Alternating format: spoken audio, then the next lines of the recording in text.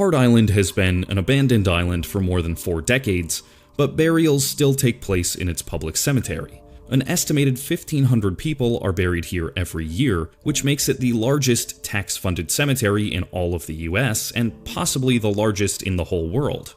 The bodies are brought to the island by ferry twice a week. Under normal functioning, the ferry... Rabble Rabble show, I got chat today, chat for it. Hey guys, this is your girl Skittles Lips. Do you wanna know? Just be in the know with the Rabble Rabble Show. Street Rabblings. Only a few miles away from the looming skyscrapers and the bright lights of New York City, the most populous city in the United States, lies 130 acres of widespread brushland and crumbling buildings. Situated at the mouth of Long Island, Hart Island is a creepy, secluded, and desolate place. It is, in fact, a ghost town, largely inaccessible to the general public.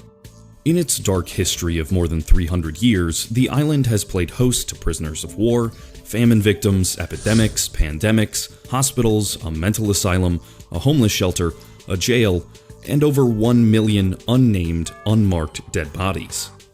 This obscure part of the city was recently thrown into infamy once again when it was reported that the island is being used for the mass burial of coronavirus victims. Strangely enough, it's not the first time Hart Island has been used for such a purpose. After the island was colonized and torn away from Native Americans who called the place their home, the private island was used as a hideaway home for the many wealthy families who owned it. The first public use of the island was as a training camp for the USCT, a regiment comprised mostly of African American soldiers in 1864. A year later, the island became a prisoner of war camp for prisoners of the American Civil War. Almost 3,400 captured Confederate Army soldiers were crammed into the island's tiny enclosed area. Of these, 235 died in the camp in just 4 months. In 1868, New York City purchased 45 acres of the island for $75,000 and officially turned the land area into a public graveyard. It was decided that the unclaimed and unidentifiable dead bodies in the city would be brought here and buried. The body of a 24-year-old woman named Louisa Van Slyke was the first to call it home, and so began the island's tenure as the Island of the Dead. Soon, the Potter's Field on Hart Island replaced the existing facilities in Manhattan. While one part of Hart Island was dealing with the rejected dead of the city, the other parts were embracing the living deemed unfit for society.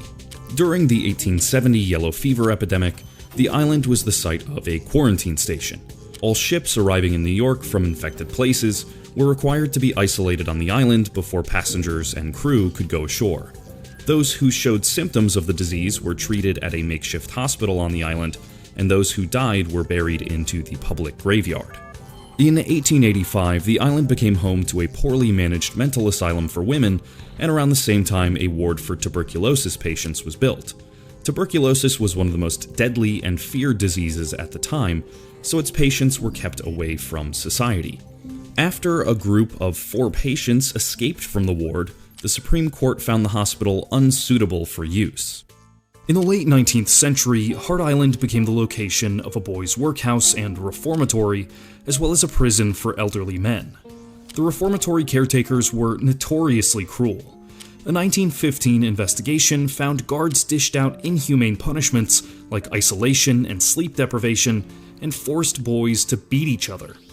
In 1918, the Spanish flu pandemic killed more than 20,000 New Yorkers, and the island was once again loaded with the dead and suffering. In 1924, however, it saw a glimpse of hope, a possible break from grief and sadness.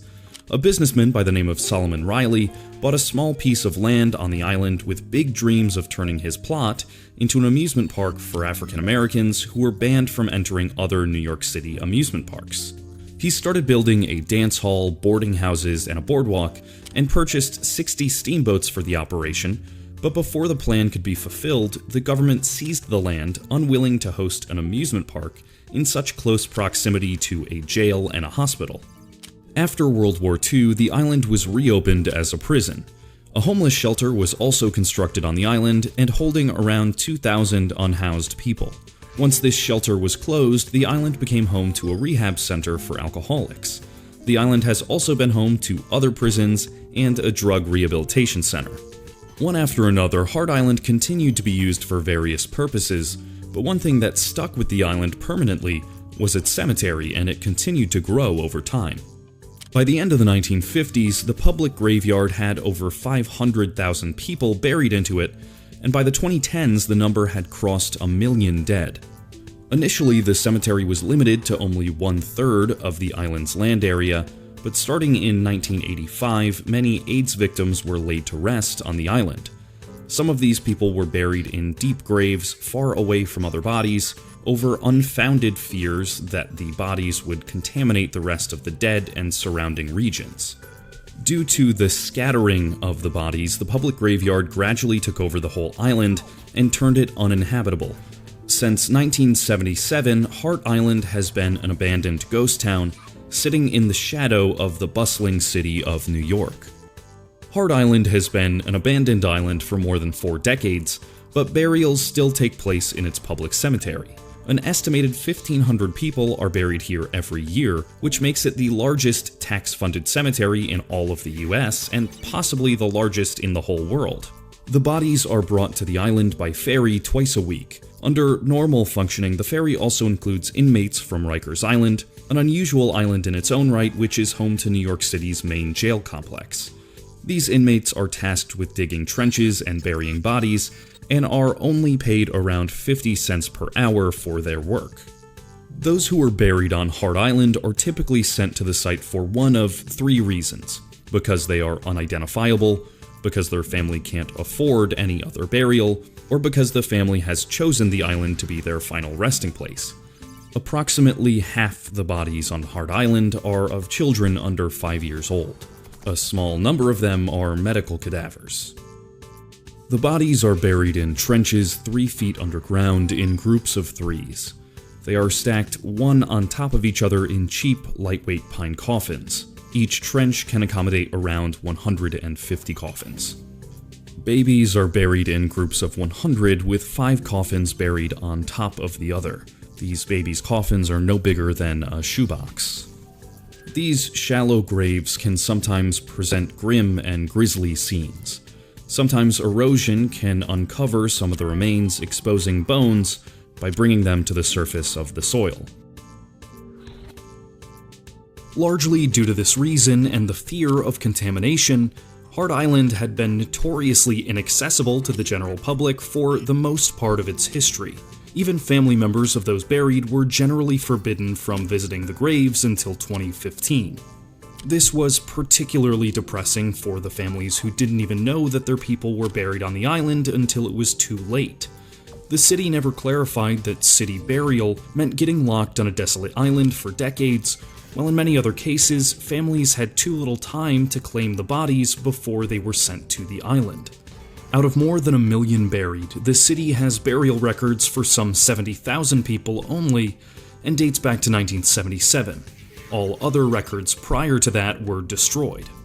This makes identification of the trenches and mass burial sites even more difficult. Thanks to the efforts of organizations like the Hart Island Project, the city has since started permitting families to visit the island to pay graveside respects to their loved ones, although even now, visitations are limited and highly regulated. These visits occur only twice a month, and visitors need to have proof of a death certificate before they can visit the site. A visitor can be accompanied by 4 additional guests. No one else is allowed to visit the graves. However, other members of the public are permitted to visit the gazebo viewing area only once a month, on the 3rd Thursday of every month by prior appointment only. The viewing area doesn't serve its purpose well because it's very far away from the grave sites, and even getting there can be tough. You may have to apply months in advance and sometimes go through negotiations for weeks. Recently, the island has been thrown into the media limelight once more. Many unclaimed bodies stricken by coronavirus are now being buried at the site. And it's for this reason that prison inmates are no longer tasked with burying the dead.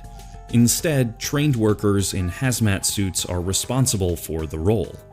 All island visits have been halted until further notice. With mass graves, abandoned buildings, and a grisly history of rehabs, quarantines, and asylums, Hart Island is like the setting from a horror movie. Known as the Island of the Dead, it's a jarring and spooky place, set only to get worse in the midst of the coronavirus outbreak. Let's hope this spike in the number of burials doesn't last too much longer. Rabble Rabble, no fear for tell them say you hear it, so remember for like, share, and subscribe. Straight Rabble.